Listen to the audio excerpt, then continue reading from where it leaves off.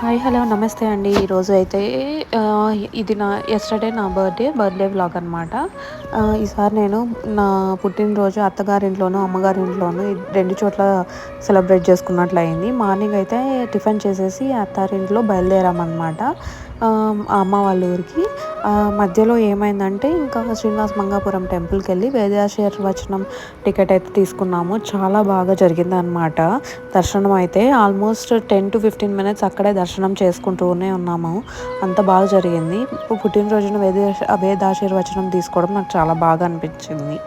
అన్ మేము చాలా సార్లు టెంపుల్‌కెళ్ళాం గానీ, ఈ టైంలో మాకైతే పులిహోర దొరికిందే లేదు. చాలా మంచిగా అనిపించిందనమాట.